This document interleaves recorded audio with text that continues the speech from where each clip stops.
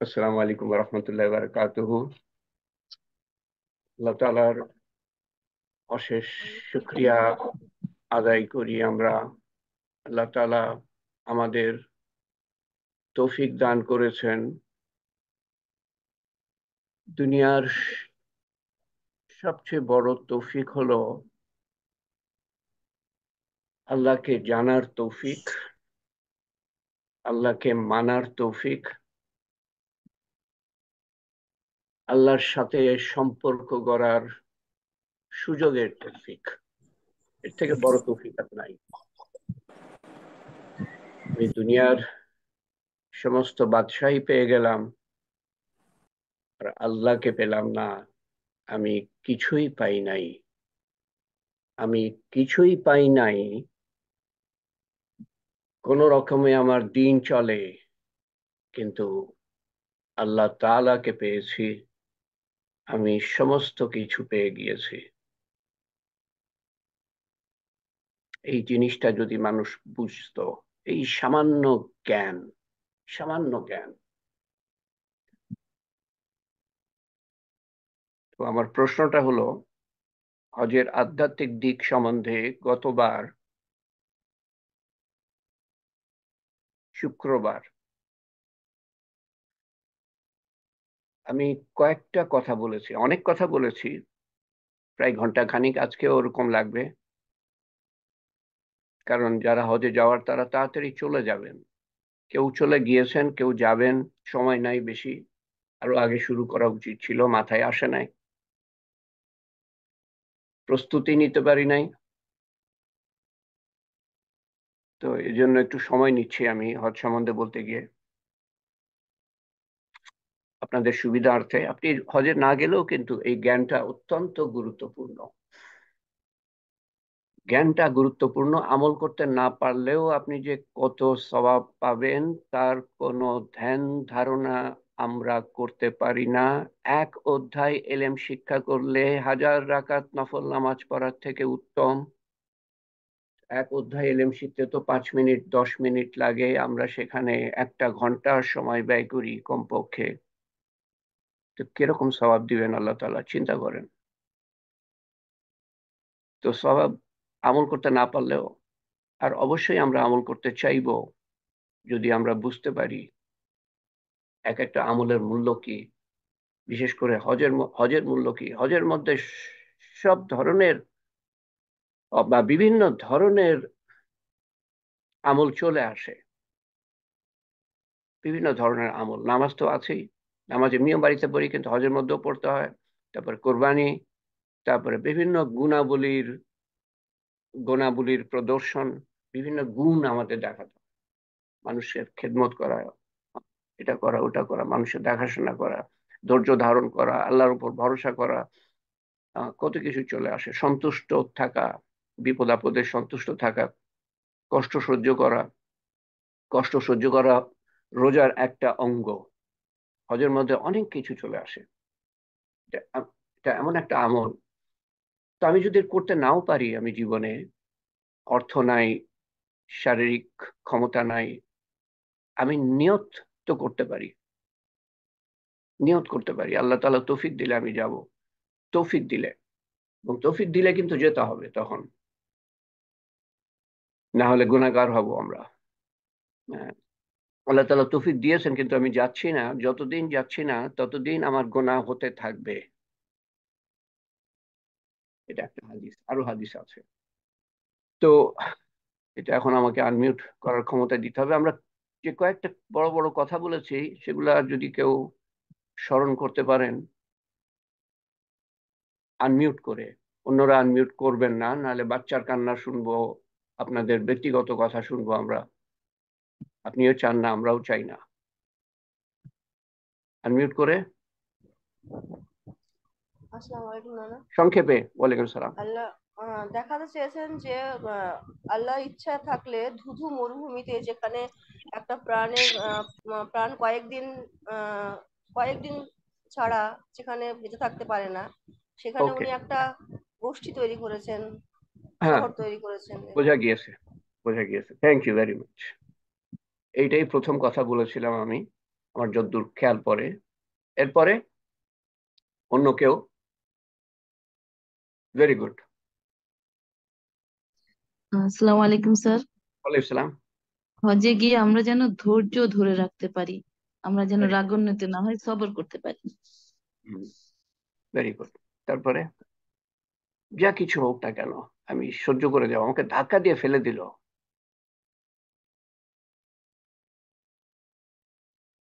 আর কি?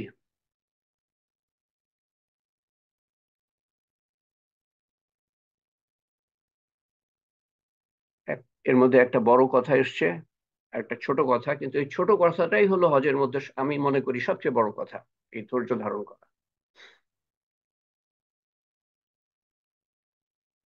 একটা বড় ঘটনার কথা এসছে, আর একটা গুণাবলীর কথা এসছে।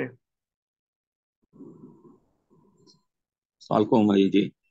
ইসলাম সংক্ষেপে।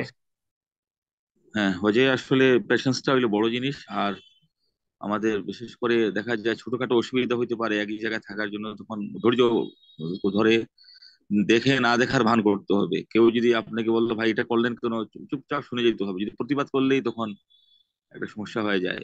ওকে, আর কিছু বলার আহ, আছে? জি জি, হ্যাঁ। আর মানুষকে সাহায্য করার মানসিকতা থাকতে হবে। একটা ওকে, বয়স্ক লোক দেখা গেলে হাঁটতে পারতেছে না, উঠতে পারতেছে না, তখন আমরা চেষ্টা করবো তাকে কিভাবে সাহায্য করা যায়, সাহায্যের মানসিকতা থাকতে হবে।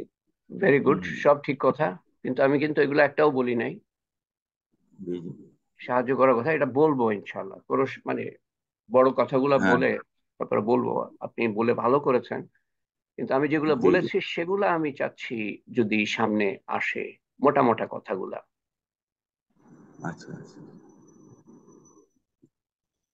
আর নিজেকে পুরোপূর্ণভাবে আল্লাহর নিকট সমর্পণ করে হজটা করতে হবে। Surrender to complete surrender to Allah the great. মনের মধ্যে ওকে, কোনো কিছু রাখা যাবে না, ওকে, হিংসা বিদ্বেষ এগুলো রাখা যাবে না। হ্যাঁ। Very good. আসসালামু আলাইকুম। ওয়ালাইকুম সালাম। এজাজ ওসমান। হজে আমরা দেখব যে আল্লাহর সৃষ্টিকে অনুভব করার চেষ্টা করব, যে পৃথিবীর সমস্ত দেশগুলো থেকে বিভিন্ন ধরনের মানুষ, কারোর সাথে কারোর মিল নাই। সৃষ্টিটাকে অনুভব করতে পারলেই আল্লাহর মহত্ব, আল্লাহর মহানত্ব, বিরাটত্ব বোঝা যাবে। যার কাছে আমরা হজে যাচ্ছি সেখানে হাজির হচ্ছি আর কি। Very good. আচ্ছা, ভালো কথা। আর কেউ কিছু? আরেকটা বলবো না আমি? হ্যাঁ, বলো। যদি আমি হজে বলে গিয়ে, থাকি, যদি আমি বলে জি থাকি, না হলে জি দরকার আপনি নেই। বলেছিলেন। হজে গিয়ে এখন যে মক্কা মদিনার যে চাকচিক্য দেখে আমরা, সেটা ছাড়াও আমরা অনুভব করি যে আগে কেমন ছিল, আগে কিভাবে বিবি হাজেরা পানির জন্য ছুটে হুম, বেরিয়েছিলেন, এইগুলো যেন আমরা অনুভব করতে পারি, ফিল করি হুম, আমরা, হুম, অন্তত মনে করার চেষ্টা করি যে কেমন ছিল সেই সময়টা, হুম। সেই সেই সময়টা এবং সেই কোরবানি, সেই কষ্টটা এবং সেই কষ্টটা। এই প্রতিফলন আমাদের মনের মধ্যে যেন আসে। এই এই এই অনুভূতি যে যে ইসলাম মানে হলো কোরবানি। আমাকে ফজরের সময় উঠতে হবে, কোরবানি। কাজ বন্ধ করে জোহরের সময় নামাজ পড়তে হবে, কোরবানি। আসরের সময় আমি হয়তো একটু বিশ্রাম করছি, নামাজ পড়তে হবে, কোরবানি। আহ, প্রলোভন, আমি এটা সংবরণ করলাম, কোরবানি। মিথ্যা সংবরণ করলাম, বললে লাভ হতো, কোরবানি। ধোকা দিলে লাভ হতো, সংবরণ করলাম, কোরবানি। কোরবানি, ইসলামের ভিত্তি হলো কোরবানি। এই জিনিসটা আমরা বুঝি না, হজ করে চলে আসি কিন্তু কোরবানির মনোভাব নিয়ে আসি না। আমি তো কোরবানি করেছি তো, কত, আহ, আহ, লাখ টাকা দিয়ে, 2 লাখ টাকা দিয়ে, 5 লাখ দিয়ে কোরবানি করেছি আমি। বাবা, ওটা কোরবানি না, ওটা কোরবানির অনুকরণ। ওনারা যেটা মানে আল্লাহ তাআলা কি হুকুম দিয়েছিলেন? হ্যাঁ, একটা দুম্বা কোরবানি করো, একটা উট কোরবানি করো, তোমার সন্তানকে কোরবানি করো, তার মানে কি? তুমি যেগুলা ভালোবাসো সেগুলা কোরবানি করো আল্লাহর ওয়াস্তে। মানুষকে দান খয়রাত করো যেগুলো ভালোবাসো। তুমি যেটা চাও সেটা আল্লাহর হুকুমের বিরুদ্ধে, তোমার নফস চায়, তুমি ওটা কোরবানি করো, এটা হলো কোরবানি। আল্লাহর হুকুম মানতে গিয়ে, আল্লাহর নিষেধ মানতে গিয়ে যা কিছু আমাদের ত্যাগ স্বীকার করতে হয় সেটা করা হলো কোরবানি। আচ্ছা, কবুল হজ, কবুল হজ কোরআন শরীফে 3টে শর্তের কথা বলা আছে, যেটা আমি উল্লেখ করেছিলাম। বলেন তো দেখি কারো মনে আছে কিনা। হজ কবুল হয়ে যাবে ওগুলা মানলে পারে, কিন্তু আমি আমি চাচ্ছি যেটা, সেটা হলো যে যেই জিনিসটা সম্বন্ধে হয়তো আমাদের বলা হয় না, আমাদের আলেমরা বলেন না, এবং সেই অনুভূতিগুলো আমাদের মনের মধ্যে জাগে না, যার ফলে আমি ফিরে আসি, আমার জীবনের পরিবর্তন হয় না, সেই কথাগুলো তুলে ধরা, যাতে করে আমাদের জীবনের পরিবর্তন আসে। এবং হজে না গিয়েও এই কথাগুলো শুনে আমার জীবনে পরিবর্তন আসতে পারে। হজে না গিয়েও, কেউ হজে না গিয়েও তার জীবনের পরিবর্তন আনতে পারে এই কথাগুলা শুনে।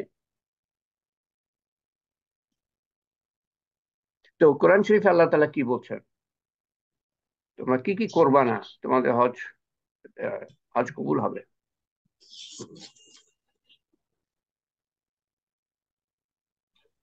হজে মানে গিয়ে প্রথম হলো যৌন মিলন জি নিষিদ্ধ। ওটাই বলতে চাইছিলাম। ওকে, তারপরে আর দুটো। আসলে পশু পাখি শিকার করা যাবে না, কোনো গাছের পাতা না পর্যন্ত না, ছিঁড়া যাবে এগুলো না তো ওখানে। কোরআন শরীফে আমি যেটা বলেছি এগুলো সবই ঠিক আছে, কিন্তু আমি বলছি যে হ্যাঁ, হ্যাঁ। কোরআন শরীফে একটা আয়াতের মধ্যে 3টে শর্ত দেয়া আছে, সেই 3টে শর্তের কথা বলছি আমি। এগুলো সব আপনি যা বলছেন ঠিক আছে, আমি তো মাত্র একটা হালকা এগুলা সম্বন্ধে বলি নাই কিছু। সেই জন্য ওটাকে ওই ওই এলাকাকে বলা হয় হারাম শরীফ, হারাম এগুলা। পশু পাখি শিকার করা যাবে না, তারপরে ইভেন এহরামের মধ্যে কিছু জিনিস হারাম, এগুলো বলে দিবে, ইয়ারা বলে দিবে, মল্লেমরা বলে দিবে।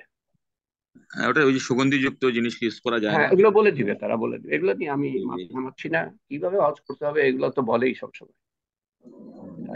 যেটা সাধারণত বলে না সেটা নিয়ে আমি বলার চেষ্টা করছি। তো কোরআন শরীফে এক হলো যৌন মিলন নিষিদ্ধ হজের মধ্যে, হজের মধ্যে। দ্বিতীয়ত অশ্লীল, অশ্লীল কথাবার্তা, অশ্লীল কথাবার্তা বা অশ্লীলতা। এবং তৃতীয়ত ঝগড়াঝাটি, ঝগড়াঝাটি সেখান থেকে আসে ধৈর্য, ধৈর্য সম্বন্ধে আপনারা বললেন, সেখান থেকে আসে ঝগড়াঝাটি। তো দেখি আমি আহ, এই আপনারা যে বললেন সেগুলো আমি দোহরাতে পারি কিনা, রিপিট করতে পারি কিনা।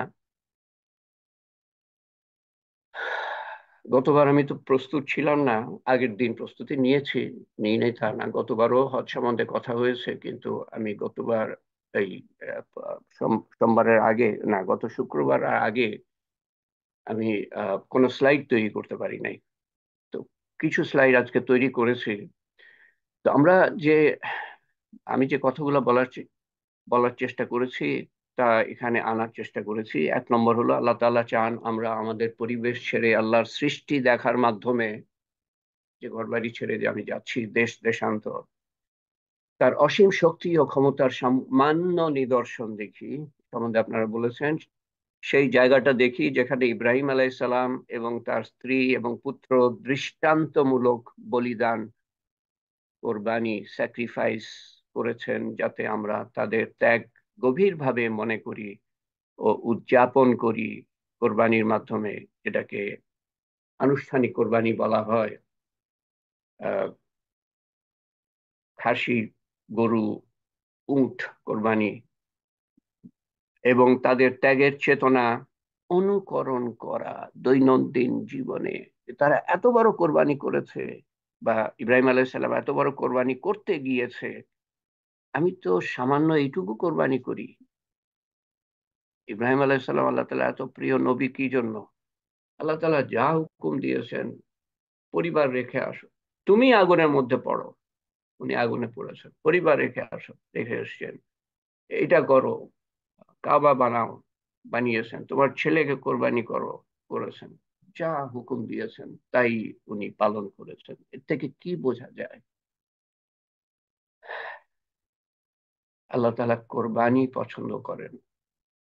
আবার ওই গরু কাটা কোরবানির কথা আমি বলছি না, ওটা তো আছেই, ওটা ওটা স্মরণ করানোর জন্য। 3 নম্বর, দিন প্রতিষ্ঠার জন্য রাসূলুল্লাহ সাল্লাল্লাহু আলাইহি সাল্লাম এবং তার সাহাবাগণ যে সকল স্থানে অকথ্য নির্যাতন, কষ্ট ও ত্যাগ স্বীকার করেছেন, তার কিছু বর্ণনা দিয়েছি সামান্য। তা দেখা, সেই জায়গাগুলো দেখা এবং এই কথাগুলা মনের মধ্যে আনা গভীরভাবে, এবং আমাদের চারপাশের বিশ্বে ফিরে এসে, চারপাশের বিশ্বে আমাদের দুনিয়ায় প্রতিষ্ঠার জন্য অনুপ্রাণিত হওয়া ও সচেষ্ট হওয়া। শুধু কিছু রসুম রেওয়াজ, এটা করো, এটা করো, এটার পর এটা করো, এহরাম বাঁধো, এহরাম খোলো, মাথা নাড়া করো, লোম চুল উঠানো নিষেধ এহরাম অবস্থায়, ইত্যাদি ইত্যাদি। শুধু এগুলা না, শুধু এগুলা না। হজের উদ্দেশ্য শুধু এগুলা না। কেন ওখানে নিয়ে যাচ্ছেন আল্লাহ তাআলা? এগুলো তো আমাদের আমাদের মহল্লে করতে পারতাম, আমাদের মসজিদের মধ্যে, মসজিদের আশেপাশে। 4 নম্বর, ইব্রাহিম আলাইহিস সালাম এবং রাসূলুল্লাহ সাল্লাল্লাহু আলাইহি ওয়াসাল্লাম এর কোরবানি আল্লাহর একত্ববাদ, তৌহিদ এবং পৃথিবীতে আল্লাহর শাসন প্রতিষ্ঠার জন্য যা করা হয়েছিল তা বোঝা। কোরবানি সম্বন্ধে কিছু কথা বলেছি,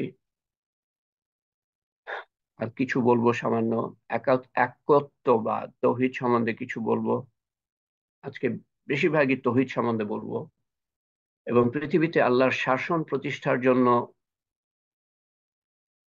যা করা হয়েছিল তা বোঝা। আজকে তো অবশ্যই শেষ হবে না, ইনশাআল্লাহ আমরা বুধবার চালিয়ে যাব। যারা আজকে যোগ দিচ্ছেন, হজে যাচ্ছেন এবং আজকে যোগ দিচ্ছেন, তারা, তাদের প্রতি আহ অনুনয় বিনয়, তারা যেন বুধবারে থাকেন। আর যারা সাধারণত থাকেন তারা তো থাকবেনই। তো আল্লাহর শাসন প্রতিষ্ঠা রাসূলুল্লাহ সাল্লাল্লাহু আলাইহি সাল্লাম এর মাধ্যমে, সাহাবাদের মাধ্যমে, তাবেঈনদের মাধ্যমে, তাবেঈনদের মাধ্যমে, তাবেঈন যারা সাহাবাদের দেখেছিলেন এবং তাবেঈন যারা তাবেঈনদের দেখেছিলেন,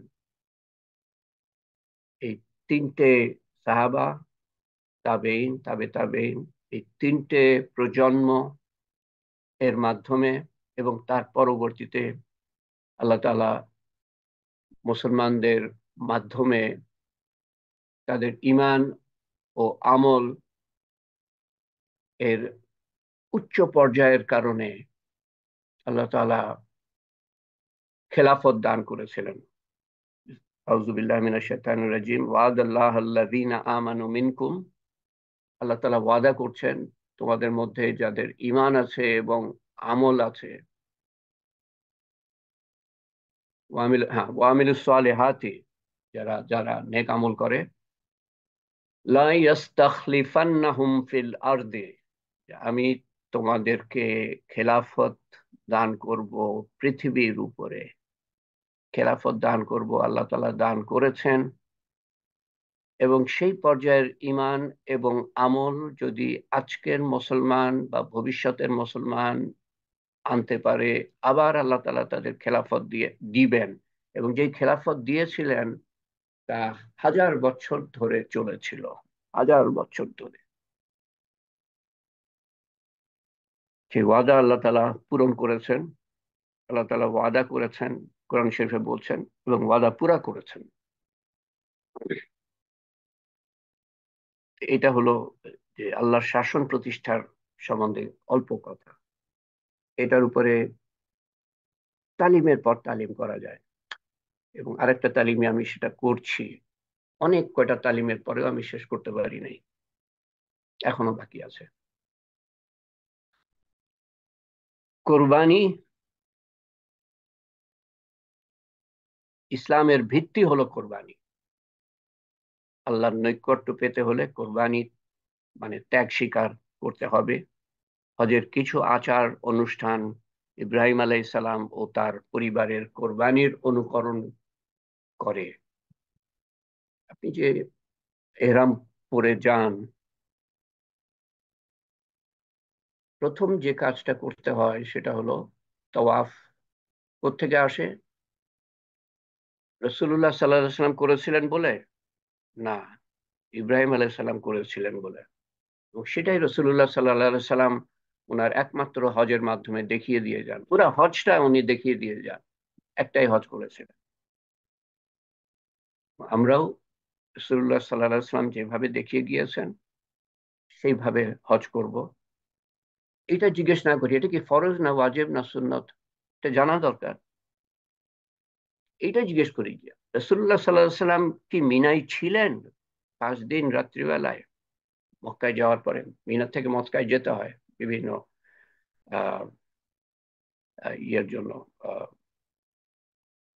আহকাম পুরা করার জন্য, কিন্তু মিনায় ছিলেন রাত্রে। এটা নিয়ে আবার আলেমদের মধ্যে এটা ফরজ না ওয়াজিব, আল্লাহ নবী করেছেন আমিও করব, এটা আমার ফরজ না ওয়াজিব না সুন্নত এটা দেখার দরকার নেই। তো প্রথমে আপনি যে কাজটা করেন সেটা হলো তওয়াফ করা। ইব্রাহিম আলাইহিস সালাম তওয়াফ করেছিলেন। তারপরে কি করেন? সাফা মারওয়া সাই বলে, কে করেছিলেন? বিবি হাজেরা।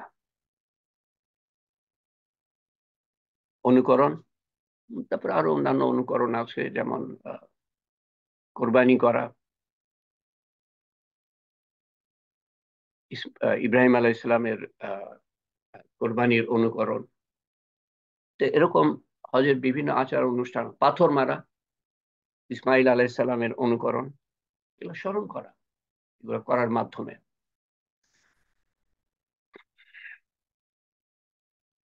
যে আল্লাহ তাআলা কোরবানি পছন্দ করেন। তারপরে আমরা স্মরণ করি রাসূলুল্লাহ সাল্লাল্লাহু আলাইহি সাল্লামের কোরবানি, ওনার সাহাবাদের কোরবানি, ওনার পরিবার পরিজনের কোরবানি, যাতে করে আমরা যে আমাদের কাছে কেউ আমাদেরকে আল্লাহ তাআলা বলবেন না যে তোমার সন্তানকে কোরবানি করো, তোমার আরামকে কোরবানি করো, তোমার নফসানিয়াত, লোভ লালসা মোহ কাম ক্রোধ গর্ব অহংকার হিংসা বিদ্বেষকে কোরবানি করো। লোভ, বিশেষ করে কম্পিটিশন, আমাকেও পেতে হবে, কোরবানি করো। কোরবানি আসে আর যায়, মানুষ হজে যায় আর ফিরে আসে, একই থেকে যায়। হয়তো কেউ কেউ আরো খারাপ হয়ে যায়, শুনি এরকম। কোরবানির পর তৌহিদের কথা বলি। দেখেন উপরে আমি দুটো লাল শব্দ লাল রঙে কোরবানি, কোরবানি সম্বন্ধে সামান্য কিছু বললাম। তো একত্ববাদ তৌহিদ সম্বন্ধে বলি কিছু কথা।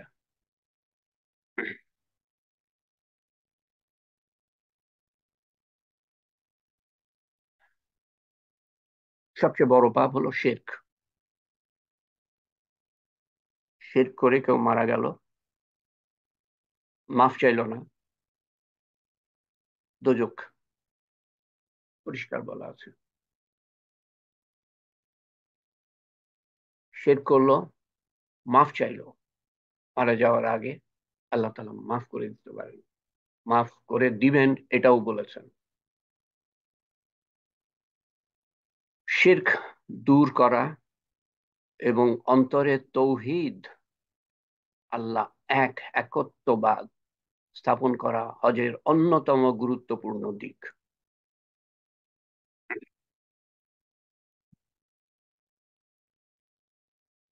হ্যাঁ, এটা এই কথাটা বিশেষ করে আমার আমার মনের মধ্যে এসছে এটা থেকে যে আল্লাহ তাআলা আমাদেরকে তালবিয়া বা আল্লাহ নবী আমাদেরকে তালবিয়া, লাব্বাইক আল্লাহুম্মা লাব্বাইক লাব্বাইক লা শারীকা লাকা লাব্বাইক ইন্নাল হামদা ওয়া নি'মাতা লাকা ওয়াল মুলক লা শারীকা লাক, এটা বারবার পড়তে পড়তে পড়তে বলা হয়েছে, বারবার।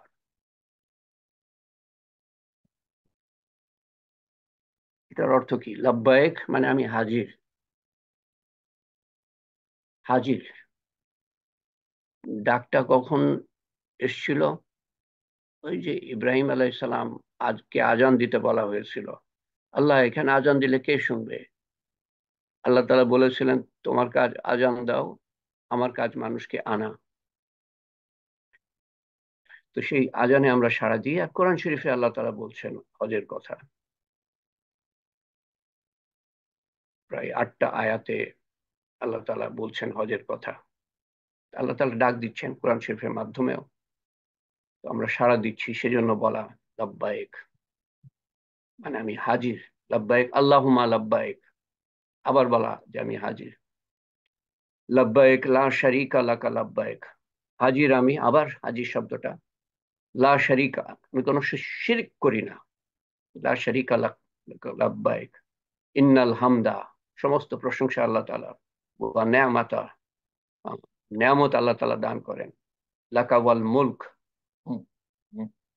মুলক মানে মিলকিয়াত, মালিক আল্লাহ তাআলা, সমস্ত বিশ্ব জগতের মালিক আল্লাহ তাআলা। লাকা ওয়াল মুলক লা শারীকা লাক, আবার শরীক করি না, সে কথাটা বলা হচ্ছে।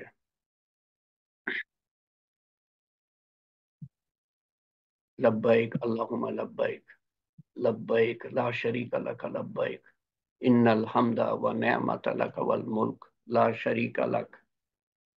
তো এই কথাটা আপনি বলতে বলতে মানে শুনতে শুনতে আপনার মুখস্থ হয়ে যাবে, আর ভুলবেন না।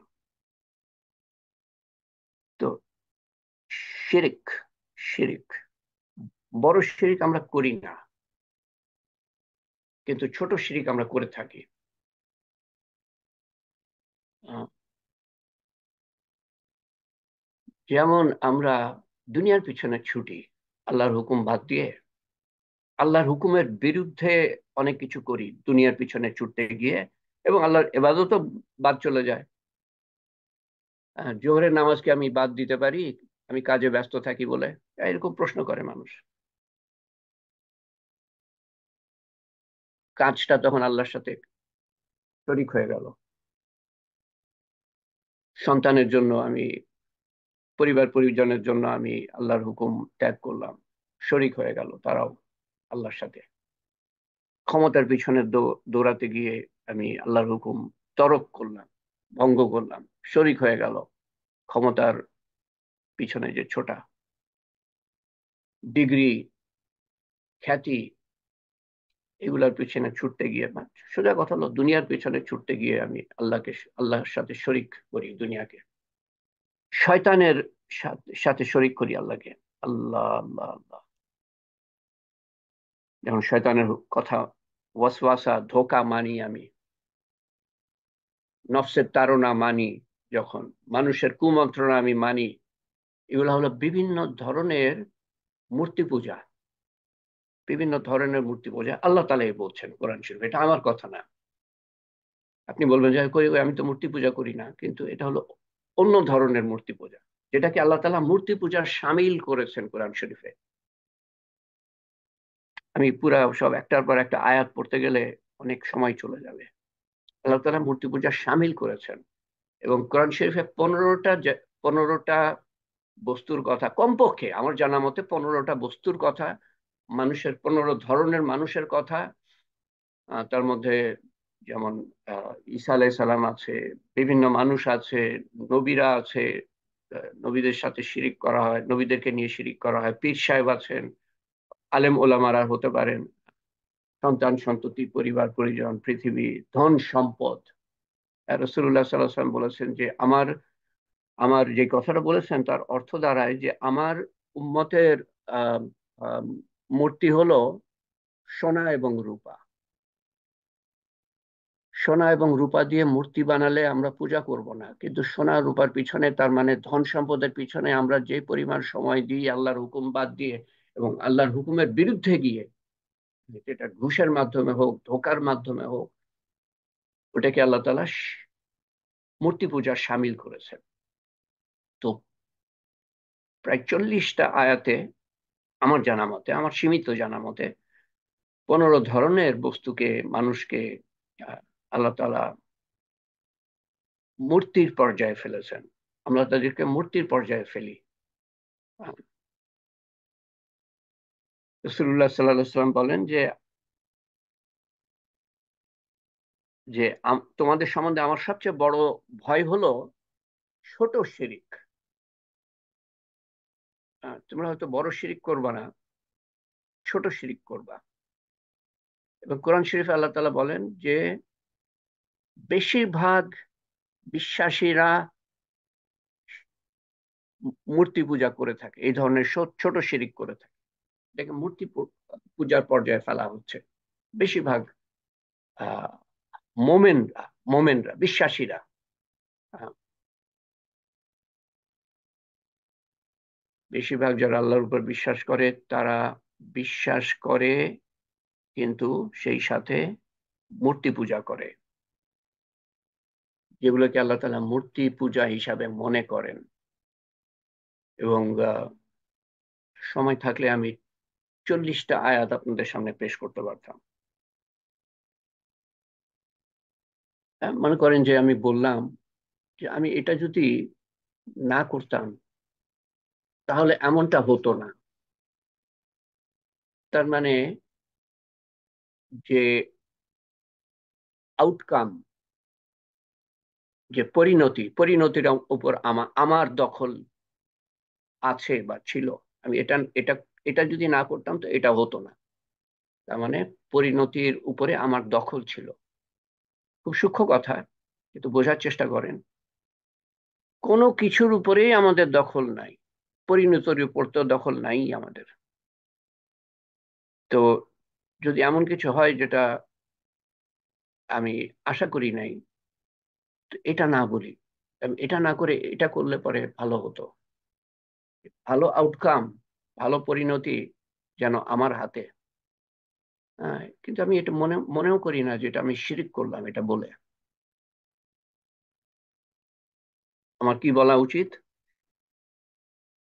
আল্লাহু ওয়ামা শা ফাআলা, আল্লাহু ওয়ামা শা ফাআলা, আল্লাহু ওয়ামা শা ফাআলা।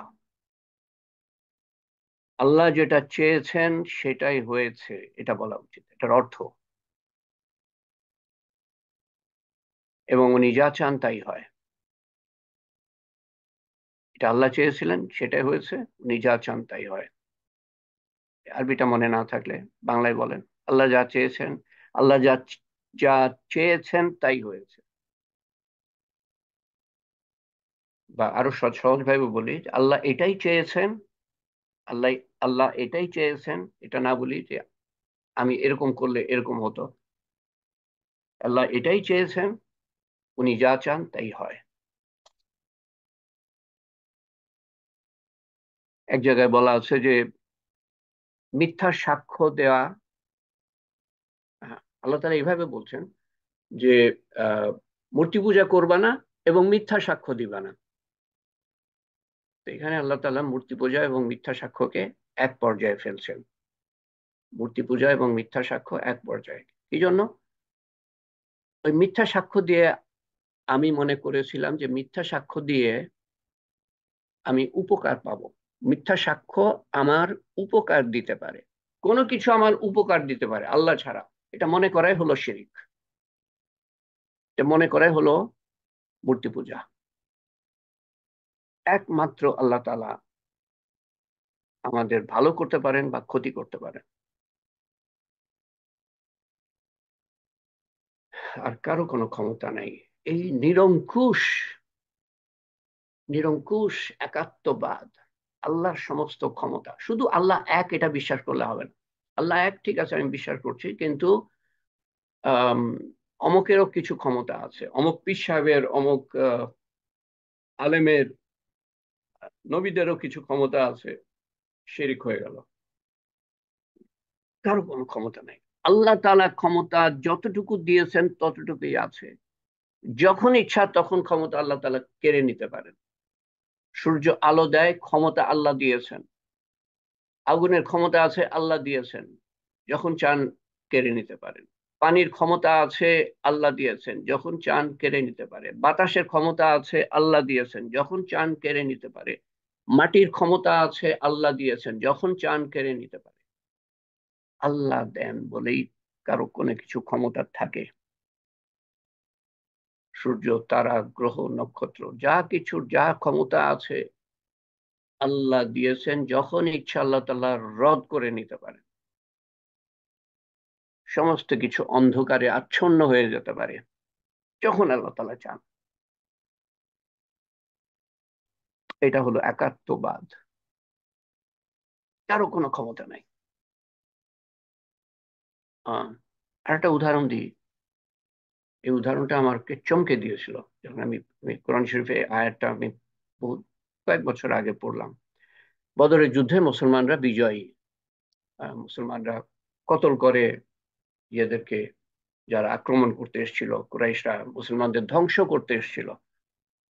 আল্লাহ তাআলা বলেন কোরআন শরীফে, তোমরা মনে করছো তোমরা মানে তলোয়ার চালিয়েছ, তোমরা তলোয়ার চালিয়েছ, আমি চালিয়েছি। চিন্তা করেন, কুরাইশরা নিজ হাতে তলোয়ার চালিয়েছে, আল্লাহ বলছেন যে আমি চালিয়েছি। তার মানে শক্তিটা আল্লাহ তাআলা দিয়েছেন। এই কথাটা আমরা চিন্তা করি না ওভাবে। আমি করেছি, আমি এই গোল্ডেন এ পেয়েছি, আমি পেয়েছি। যেখানে আমার বলা উচিত আল্লাহ তাআলা মেহেরবানি করেছেন আমার উপরে।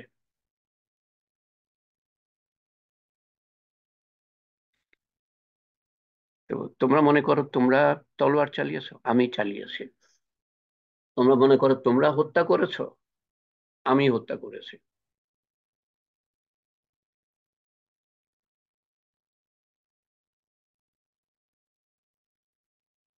এবং এই যে ছোট শিরক আমাদের মধ্যে লুকিয়ে থাকে, যেমন আহ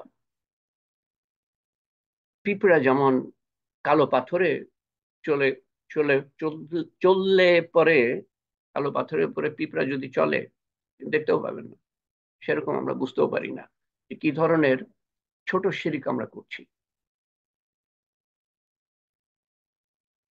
তো আবু বকর রাদিয়াল্লাহু আনহু এই কথাটা শুনে বললেন যে যে মূর্তি পূজা ছাড়া কি আর কোনো শিরিক আছে ইয়া রাসূলুল্লাহ সাল্লাল্লাহু আলাইহি ওয়াসাল্লাম? রাসূলুল্লাহ সাল্লাল্লাহু আলাইহি ওয়াসাল্লাম বললেন যে যার হাতে আমার আত্মা, আমার জান, যে মূর্তি পূজা, মূর্তি পূজা মানে শিরিক লুকিয়ে থাকে আমাদের মধ্যে এবং কাজ করে। যেমন পিঁপড়া পিঁপড়া হামাগুড়ি দিয়ে যায়, সেরকম শিরকের আমল আমাদের মধ্যে লুকিয়ে থাকে। আমি কি তোমাদেরকে বলবো? উনি বলছেন কোন দোয়াটা পড়লে পরে ছোট এবং বড় শিরিক দুটোর থেকেই বাঁচতে পারবা।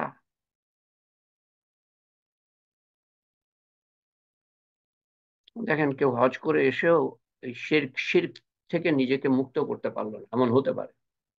হয়ও জানলোই না যে লাব্বাইক লা শারিকা লাকা লাব্বাইক কেন করছে, হজের উদ্দেশ্য কি কি।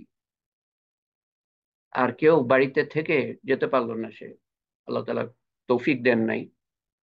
এই দোয়াটা পড়ে কিন্তু আল্লাহ নবীর সাল্লাল্লাহু আলাইহি সাল্লামের হাদিস মতে দোয়াটা পড়ে ছোট বড় শিরিক অন্তর থেকে দূর করতে পারে, মনের মধ্যে ইখলাস আনতে পারে। ইখলাস কেবলমাত্র আল্লাহর ওয়াস্তে। ইখলাস হলো কেবলমাত্র, শুধু আল্লাহর ওয়াস্তে না। হ্যাঁ, আমি আল্লাহর ওয়াস্তে করছি, কিন্তু মানুষকে খুশি করার জন্য করছি, এটা আমার মনের মধ্যে আছে, সেটা বলছি না আমি মুখে। আল্লাহর ওয়াস্তে করছি কিন্তু মানুষকেও খুশি করার জন্য, মানুষ নাম করবে, ব্যাস গেল আমল। এই আমল আল্লাহ তাআলা কবুল করেন না। কেবলমাত্র আল্লাহর ওয়াস্তে হলো যে আর কেউ নাই আমার অন্তরে, খালেস, খালেস, সেখান থেকে ইখলাস। তো রাসূলুল্লাহ সাল্লাল্লাহু আলাইহি সাল্লাম যেটা পড়তে বলছেন, ছোট্ট দোয়া, দিনে 3 বার পড়া, ব্যাস। এবং যেই দোয়াটা মনের মধ্যে এখলাস পয়দা করতে পারে, এবং যেই এখলাস ছাড়া কোনো আমল কবুল হবে না, সেই দোয়াকে তো আমি সবচেয়ে গুরুত্বপূর্ণ দোয়ার মধ্যে মনে করি। এবং এই দোয়াটা প্রত্যেকটা আমলকারী কিভাবে না পড়ে থাকে আমি তো বুঝে পাই না। কতবার আপনাদের বলেছি এটার সম্বন্ধে, পোস্ট করেছি তালিম হালকায়। আল্লাহুম্মা ইন্নি আউযু বিকা আন উশরিকা বিকা ওয়া আনা আলামু ওয়াস্তাগফিরুকা লিমা লা আলামু। আল্লাহুম্মা ইন্নি আউযু বিকা আন উশরিকা বিকা ওয়া আনা আলামু ওয়াস্তাগফিরুকা লিমা লা আলামু। আজকেও আমি পোস্ট করেছি তালিম হালকায়। তালিম হালকা একটা ফেসবুক গ্রুপ, তালিম TALIM হালকা HALQA, টাইপ করে আপনি পেয়ে যাবেন। সেখানে মেম্বার রিকোয়েস্ট পাঠালে আপনি মেম্বার হতে পারবেন। সেখানে বিভিন্ন দোয়া পোস্ট করা হয়, কোরআনে আয়াত পোস্ট করা হয়, এবং এই যে সোমবার, বুধবার, শুক্রবার যে তালিম হয় সেটার অ্যানাউন্সমেন্ট পোস্ট করা হয় তালিমের আগে, এবং এরপরে ভিডিও পোস্ট করা হয়। এটার অর্থ হলো যে, হে আল্লাহ, আমি তোমার কাছে পানা চাই জেনে শুনে তোমার সাথে কাউকে শরিক করার থেকে। জেনে শুনে যেন কাউকে শরিক না করি, মানে জেনে শুনে যেন শরিক না করি, এবং না জেনেও যেন শরিক না করি। জেনে শুনে শরিক করার থেকে পানা চাওয়া, না জেনে শরিক করার থেকে পানা চাওয়া।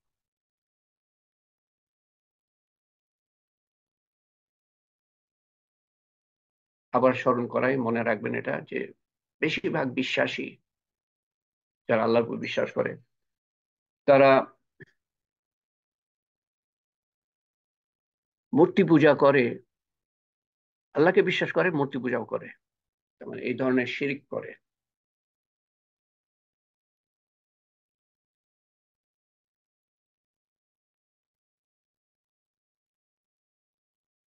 এবং এটাও বলা আছে যে আমার আহ, কিয়ামত আসবে না যতক্ষণ পর্যন্ত আমার উম্মতের কিছু দল মুশরিক না, মুশরিকদের সাথে না মিলাবে, মুশরিকদের সাথে হাত মিলাবে, তারপরে কিয়ামত হবে। এবং কিছু দল, কিছু গোত্র মূর্তি পূজা করবে। এই এই দুটো কাজ না হলে বিভিন্ন কিয়ামতের আলামত বলা আছে, এটাও বলা আছে। তো মুশরিকদের সাথে হাত মিলাচ্ছে, এটা তো আমরা দেখতেই পাচ্ছি। মুসলমানকে মারতে গিয়ে মুসলমানরাই মুশরিকদের সাথে হাত মিলাচ্ছে,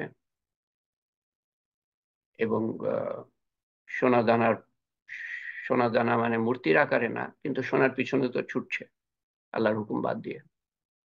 এটাও মূর্তি পূজা।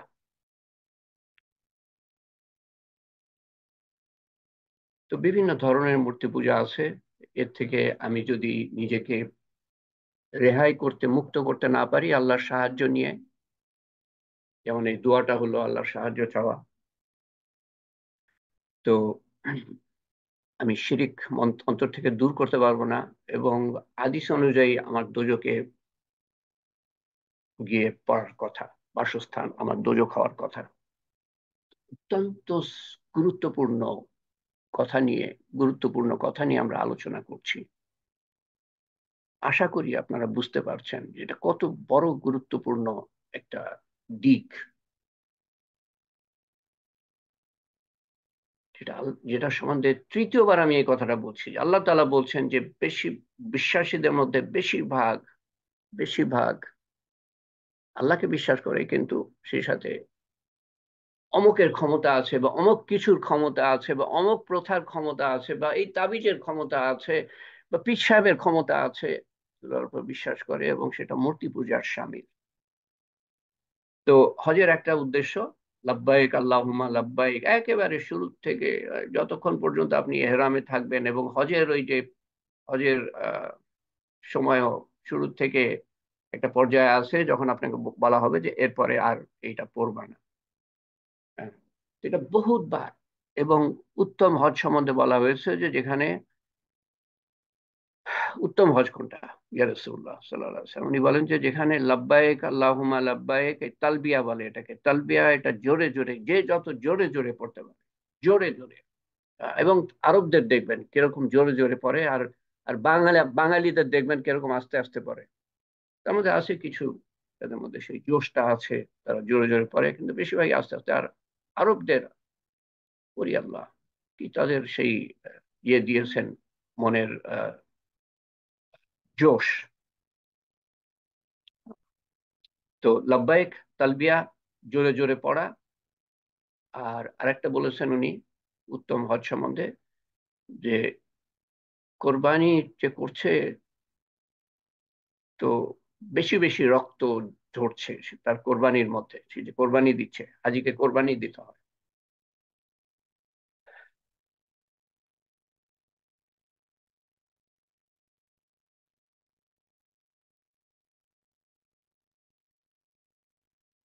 তো হাজিরা আল্লাহর মেহমান,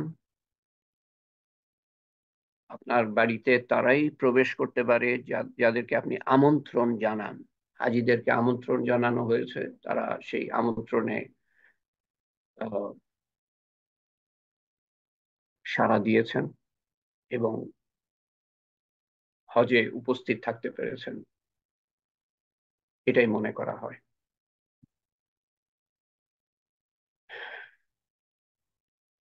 হজের হজের ফজিলত সম্বন্ধে আমি কিন্তু এখনো বলি নাই, সামনের বার বলবো ইনশাআল্লাহ। আল্লাহর সাথে সম্পর্ক স্থাপন করার জন্য, আল্লাহর সম্বন্ধে ধারণা নেওয়ার জন্য। আল্লাহ তাআলার অনেক ধরনের আহ, গুণাবলী আছে, সিফাত বলা হয়। আল্লাহ রহমান, রহিম, মালিক, কুদ্দুস, সালাম, মুমিন, মুহাইমিন, আজিজ, জব্বার, মুতাকাব্বির, এগুলো এক একটা ব্যাপক অর্থ, এগুলো এক একটা শব্দের। তো সবচেয়ে গুরুত্বপূর্ণ দিক হলো যে আল্লাহ তাআলা হলো শরিকবিহীন। আল্লাহর উপর যে আমি বিশ্বাস করব, এমন আল্লাহর উপরে বিশ্বাস করব যিনি শরিকবিহীন, কোনো শরিক নাই।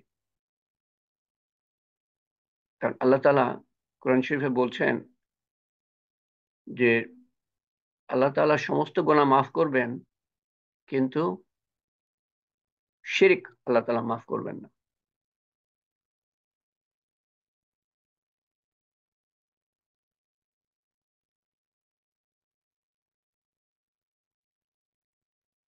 কিন্তু শিরক করার পরে আমি বুঝতে পারলাম, তারপরে মাফ চাইলাম। আল্লাহ বলেন যে আল্লাহর উপরে তোমরা আশা ভরসা হারিও না, কারণ আল্লাহ তাআলা সমস্ত গুনাহ মাফ করেন মৃত্যুর আগে।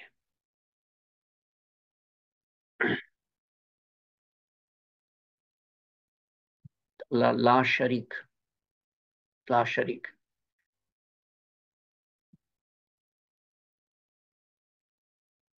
মানুষ, আল্লাহ দয়ালু, মানুষও দয়ালু, কিন্তু সেই দয়াটা মানুষের মধ্যে কে দিয়েছে? আল্লাহ। আল্লাহ ক্ষমাশীল, মানুষও ক্ষমাশীল, সেই ক্ষমাশীলতা মানুষের মধ্যে কে দিয়েছেন? আল্লাহ তাআলা। আল্লাহ খাওয়ান, মানুষও খাওয়ায়, কিন্তু সেই খাওয়ানোর মনোভাবটা কে দিয়েছে? সেই অর্থবল কে দিয়েছে? ক্ষমতা কে দিয়েছে? আল্লাহ।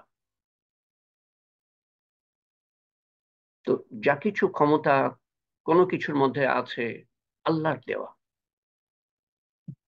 কারণ নিজস্ব কোনো ক্ষমতা নাই। তো শরীক সম্বন্ধে কয়েকটা কথা বলে আমার মনে হয় আজকের জন্য শেষ করতে হবে। আল্লাহ তাআলা যে আহ, লা শরিক, তার গুণাবলীর মধ্যে কোনো শরিক নাই। হ্যাঁ, রহমান, রহিম, এগুলা, মানুষও দয়ালু, আল্লাহও দয়ালু, কিন্তু তফাৎ হলো যে আল্লাহ দিয়েছেন এক নম্বর, আর দ্বিতীয় তফাৎ হলো যে আল্লাহর দয়ার কোনো সীমা নাই, আল্লাহর ক্ষমাশীলতার কোনো সীমা নাই, আল্লাহ তাআলা যে খাওয়ান পরান তার কোনো সীমা নাই, আল্লাহ তাআলা যে রক্ষণাবেক্ষণ করেন তার ক্ষমতার কোনো সীমা নাই, আল্লাহ তাআলা যে সৃষ্টি করেন তার সৃষ্টির কোনো সীমা নাই। আল্লাহর সৃষ্টি যে কি অদ্ভুত! এবং আল্লাহর জ্ঞানের কোনো সীমা নাই, প্রত্যেকটা সিফাতের গুণাবলীর কোনো সীমা নাই, এবং আর কারো সেই সব গুণাবলী নাই। তিনি নিয়ামত বর্ষণ করেন, প্রতিপালন করেন, অন্য কেউ না। একমাত্র তিনি উপকার বা ক্ষতি করতে পারেন, অন্য কেউ না। তিনি তার সমস্ত সৃষ্টির মালিক, অন্য শরীক নাই। আল্লাহর গুণাবলী, শক্তি এবং ক্ষমতার কোনো সীমা নাই এবং কোনো অংশীদার নাই। আল্লাহ ছাড়া বা তার অনুমতি ছাড়া কেউ উপকার করতে পারে না। আল্লাহ ছাড়া বা তার অনুমতি ছাড়া কেউ ক্ষতি করতে পারে না। আব্দুল্লাহ ইবনে আব্বাস রাদিয়াল্লাহু আনহু বর্ণনা করেন, একদিন আমি নবী করিম সাল্লাল্লাহু আলাইহি সাল্লামের পিছনে একটি ঘোড়া বা উটে চড়ে যাচ্ছিলাম। আব্দুল্লাহ ইবনে আব্বাস রাদিয়াল্লাহু আনহু হলো রাসূলুল্লাহ সাল্লাল্লাহু আলাইহি ওয়াসাল্লামের আপন চাচাতো ভাই। তো একদিন ওনারা যাচ্ছিলেন, তখন তিনি বললেন, হে যুবক, আমি তোমাকে কিছু কথা শিখিয়ে দেব, কিছু কথা শিক্ষা দিব। কি শিক্ষা দিচ্ছেন? আল্লাহকে রক্ষা করো। তার মানে কি? আল্লাহকে কে রক্ষা করতে পারে? তার মানে হলো আল্লাহর হুকুম রক্ষা করো, তিনি তোমাকে রক্ষা করবেন। দেখেন কথাটা কিভাবে বলা আছে। আপনি আল্লাহর হুকুম মানবেন, আল্লাহ তাআলা আপনার রক্ষণাবেক্ষণ করবেন। আমরা আল্লাহর হুকুমই মানি না, আর মনে করি যে আল্লাহ আমার দোয়া কবুল করবেন। কোন রাজ্যে আমরা বাস করি? আল্লাহকে রক্ষা করো অর্থাৎ হুকুম মানো, তুমি তাকে সামনে পাবা। আল্লাহকে সামনে পাবেন আপনি। জি, কোন প্রয়োজনে আল্লাহ হাজির, আল্লাহ লাব্বায়েক বলবেন, হাজির হবেন। কিন্তু শর্ত কি? আল্লাহর হুকুম রক্ষা করেন। কিছুটা মানবো কিছুটা মানবো না, এটা তো হবে না। কিছুটা শয়তানের মানবো, কিছুটা নফসের মানবো, কিছুটা মানুষের মানবো, আর কিছুটা আল্লাহর মানবো। শরীক করা হলো। যদি চাও আল্লাহর কাছে চাও, যদি চাও আল্লাহর কাছে চাও, যদি চাও আল্লাহর কাছে চাও। কোনো কিছু প্রয়োজন পড়লে আল্লাহর কাছে চাও। 3বার পড়লাম আমি। তার মানে কি মানুষের কাছে চাইবো না? আগে আল্লাহর কাছে চাইবো, তারপরে ডাক্তার দেখাবো। আগে আল্লাহর কাছে চাইবো, তারপরে ওষুধ খাবো। আল্লাহ যদি চান তো ডাক্তার আমাকে সুস্থ করতে পারবে, আল্লাহ যদি না চান পারবে না। আল্লাহ যদি চান ওষুধ আমাকে সুস্থ করতে পারবে, যদি না চান তো ওষুধ কিচ্ছু করতে পারবে। আল্লাহ চাইলে পরে খাবার আমাকে পুষ্টি দান করতে পারে, শক্তি দিতে পারে। আল্লাহ না চাইলে পরে সেই খাবার এর কারণে আমাকে বাথরুমে যেতে হতে পারে। যদি সাহায্যের প্রয়োজন হয় আল্লাহর কাছে সাহায্য চাও। যদি সাহায্যের প্রয়োজন হয় আল্লাহর কাছে সাহায্য চাও। কার সাহায্যের প্রয়োজন নাই? আল্লাহর কাছে চাও। জেনে রেখো, যদি সমগ্র বিশ্ব একত্রিত হয়ে তোমাকে সাহায্য করতে চায়, তবে তারা তোমাকে সাহায্য করতে পারবে না যদি তা আল্লাহ তা লিখে না রাখেন, লিখে না থাকে। আল্লাহ তাআলা যদি না চান তো সবাই মিলে আপনার সাহায্য, আমার সাহায্য করতে পারবেন। আর যদি সারা বিশ্ব তোমার ক্ষতি করার জন্য একত্রিত হয়, তবে তারা তোমার ক্ষতি করতে পারবে না যদি আল্লাহ তা লিখে না থাকেন। সবাই মিলে একত্রিত হয়ে আপনার আমার ক্ষতি করতে চায়, কিন্তু আল্লাহ যদি না চান কেউ ক্ষতিও করতে পারবে না, লাভও দিতে পারবে না। আল্লাহর ইচ্ছা ছাড়া, আল্লাহর হুকুম ছাড়া, আল্লাহর তৌফিক ছাড়া ক্ষতিও করতে পারবে না আল্লাহ না চাইলে। কলমগুলো তোলা হয়েছে, পাতাগুলো শুকিয়ে গেছে, এর পরিবর্তন হবে না। আমি শেষের দিকে তালবিয়া তোতা পাখির মতো না বুঝে না পড়ি। মানুষ যেটা আমার মনে হয় যেন যে তোতা পাখির মতো পড়ে যাচ্ছে, না বুঝে কি বলছে না বলছে। তালবিয়ার উদ্দেশ্য হলো আমাদের মনের মধ্যে একাত্মবাদ আনা, শিরিক দূর করা, ছোট ও বড় শিরিক দূর করার দোয়া, যেটা আমি একটু আগে বলছিলাম। আল্লাহুম্মা ইন্নী আউযু বিকা আন উশরিকা বিকা ওয়া আনা আলামু আস্তাগফিরুকা লিমা লা আলামু, এর ছবি তুলে নিতে পারেন। পোস্ট তো আমি করেছি তালিম হালকায়, সবাই তালিম হালকায় নাই।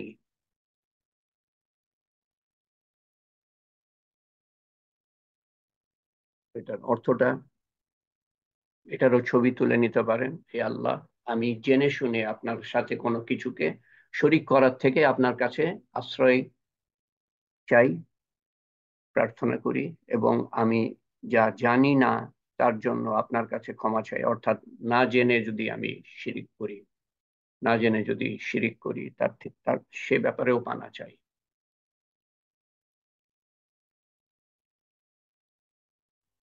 তো আজকে এর বেশি যাব না, আর একটা দিন তো কমপক্ষে লাগবে।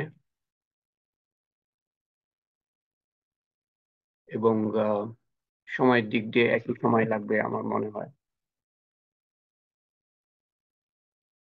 তো আমরা দোয়া করি আল্লাহ তাআলা আমাদের বুঝ দেন এবং কবুল করেন। যারা হজে যাচ্ছেন তাদের হজ কবুল করেন, এবং তাদের জীবনের পরিবর্তন আনেন।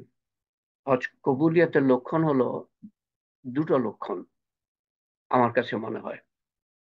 একটা হলো যে তার জীবনের পরিবর্তন আসবে আরো ভালোর দিকে, আরো আল্লাহর নৈকট্য পাওয়ার পথে আগাবে। আর দ্বিতীয়ত হলো যে সে আবার হজে যাবে, এবং এই একটা দোয়া করবেন হজে গিয়ে, আল্লাহ আবার নিয়ে এসো। আর যারা যাচ্ছেন না তারা দোয়া করেন আল্লাহ তাআলা আমাদের সবাইকে কবুল করেন আল্লাহর ঘরে আহ, যাওয়ার জন্য, বা যারা গিয়েছেন তাদেরকে আবার যেন যাওয়ার তৌফিক দান করেন আল্লাহ তাআলা। জীবন পরিবর্তনের, জীবনে পরিবর্তন আনার আহ, সর্বোত্তম উপায়। আমাদের মধ্যে যারা বিপদগ্রস্ত তাদের বিপদ আল্লাহ তাআলা যেন দূর করেন, যারা অসুস্থ তাদের অসুস্থতা দূর করেন। এবং বিপদের মধ্যে একটা বিপদ আমরা বিপদই মনে করি না, হেদায়েতের ঘাটতি, ইমানের ঘাটতি, এটাই সবচেয়ে বড় বিপদ। সেগুলোও আল্লাহ তাআলা পূরণ করেন। আল্লাহুম্মা আমিন। আল্লাহুম্মা সাল্লি আলা সাইয়্যিদিনা মুহাম্মদ জাযাল্লাহু আন্না মুহাম্মাদান সাল্লাল্লাহু আলাইহি ওয়াসাল্লাম মা হুয়া আহলুহু। اللهم أنت ربي لا إله إلا أنت عليك توكلت وأنت رب العرش الكريم ما شاء الله كان وما لم يشاء لم يكن ولا حول ولا قوة إلا بالله العلي العظيم أعلم أن الله على كل شيء قدير وأن الله قد أحاط بكل شيء علما. اللهم إن أعوذ بك من شر النفس ومن شر كل دابة أنت آخذ بناصيتها إن ربي على صراط مستقيم. ربنا اللهم أسألك من خير ما سألك منه نبيك محمد صلى الله عليه وسلم ونعوذ بك من شر ما استعاذك منه نبيك محمد صلى الله عليه وسلم. أنت المستعان وعليك البلاغ ولا حول ولا قوة إلا بالله العلي العظيم. ربنا آتنا في الدنيا حسنة وفي الآخرة حسنة وقنا عذاب النار. ربنا هب لنا من أزواجنا وذرياتنا قرة أعين واجعلنا للمتقين إماما. ربي اجعلني مقيم الصلاة ومن ذريتي ربنا وتقبل دعاء. يا فاطر السماوات والأرض أنت ولي في الدنيا والآخرة. يا حي يا قيوم برحمتك أستغيث. يا ذو الجلال والإكرام يا مالك الملك. হে পাক পরবর্তীগার, তুমি আমাদেরকে আমাদের আমাদের গুনাহ খাতা মাফ করে দিয়ে আল্লাহ তুমি আমাদের কবুল করো আল্লাহ। হে আল্লাহ, তুমি আমাদের যা কিছু বলার ও শোনার তৌফিক দিয়েছো আল্লাহ, একত্রিত হয়ে, এবং যা কিছু আমল করার তৌফিক দিয়েছো একা একই যা কিছু আমাদেরকে আমল করার তৌফিক দিয়েছো, সমস্ত কিছুর ভুল ভ্রান্তি সংশোধন করে তোমার শাহী দরবারে কবুল করে নিও আল্লাহ, এবং তার সওয়াব রাসূল করিম সাল্লাল্লাহু আলাইহি সাল্লামের রূহ মুবারকের কাছে পৌঁছে দিও, এবং তার সওয়াব পৌঁছে দিও আমাদের আপনজন, প্রিয়জন, নিকটজন যারা কবরে শায়িত তাদের রূহের কাছে। আমাদের তাদের কবরের আযাবকে মাফ করে দিও, কবরকে প্রশস্ত করে দিও, কবরকে নূর দিয়ে পরিপূর্ণ করে দিও, কবরকে জান্নাতুল ফেরদৌসের বাগান বানিয়ে দিও, তাদের দরজা প্রতিটা দিন উঁচু করে দিও। আমরাও কবরে যাব, আমাদের প্রতিও তোমার সর্বোত্তম ব্যবহার দেখিও আল্লাহ। কবরে এবং কিয়ামতের দিন এবং মিজান যখন বসানো হবে এবং পুলসিরাত যখন পাড়ি দিতে হবে, চোখের পলকে পার করিয়ে দিও এবং বিনা হিসাবে জান্নাতুল ফেরদৌসে দাখিল করো, যেই পথ পৃথিবী হতে জান্নাতুল ফেরদৌসের দিকে সরাসরি গিয়েছে আল্লাহ, এই পথে আমাদের অধিষ্ঠিত রেখো আল্লাহ। শয়তানের ধোঁকার থেকে, নফসের তাড়নার থেকে, মানুষের কুমন্ত্রণার থেকে এবং দুনিয়ার মারাত্মক আকর্ষণ থেকে প্রতিটা মুহূর্তে আমাদের রক্ষা করো। তোমার সন্তুষ্টিয়ার্থে যেন বাঁচতে পারি এবং তোমার সন্তুষ্টির জন্য যেন মরতে পারি আল্লাহ। তোমার সন্তুষ্টি অর্জন করার পরে সর্বোত্তম স্থানে, সর্বোত্তম দিনে, সর্বোত্তম ক্ষণে যেন আমাদের মৃত্যু হয়, কলেমা সহ শয়তানের শেষ চেষ্টা ব্যর্থ করে দিয়ে তোমার সন্তুষ্টি সহ। হে পাক পরওয়ারদিগার, তুমি আমাদের নেক হাজত চাওয়া পূরণ করে দিও, আমাদের বিপদ আপদ দূর করে দিও, আমাদের আমাদের মনের কষ্ট দূর করে দিও, মনের গ্লানি দূর করে দিও, আমাদের অসুখ বিসুখ দূর করে দিও, আমাদের অন্তরে যাদের কথা নাড়া দেয় অসুস্থ বলে বা বিপদগ্রস্ত বলে তাদের অসুস্থতা ও বিপদ দূর করে দিও আল্লাহ।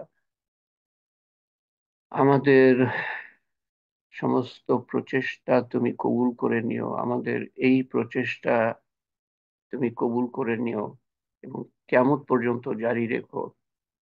মৃত্যু পর্যন্ত এলেম শিক্ষা করার তৌফিক দান করো, মৃত্যু পর্যন্ত যেন আমরা প্রতিটা দিন প্রত্যেকটা আমল যেন আরো সুন্দরভাবে করার তৌফিক পাই আল্লাহ, এবং পুরাপুরি দ্বীনের উপরে উঠতে পারি এবং পুরাপুরি দ্বীন কি তা জানতে পারি এবং তা মানতে পারি এবং মানুষের কাছে পৌঁছে দিতে পারি এবং শ্রেষ্ঠ উম্মত হওয়ার মর্যাদা রক্ষা করতে পারি আল্লাহ। তোমার প্রতি দায় দায়িত্ব পালন করার তৌফিক দান করো আল্লাহ, তোমার বান্দাদের প্রতি দায় দায়িত্ব পালন করার তৌফিক দান করো আল্লাহ, এবং যাদের প্রতি দায় দায়িত্ব পালন করতে পারি নাই এই পর্যন্ত, দুঃখ দিয়েছি, কষ্ট দিয়েছি, ধোঁকা দিয়েছি আল্লাহ, তুমি তাদেরকে সন্তুষ্ট করে দিও আল্লাহ, খুশি করে দিও যাতে করে তারা আমাদের মাফ করে দেয় আল্লাহ। পৃথিবীর আনাচে কানাচে যত মানুষ কষ্টের মধ্যে আছে, অভাব অনটনের মধ্যে আছে, তাদের কষ্ট অভাব অনটন দূর করে দিও, নির্যাতন দূর করে দিও আল্লাহ।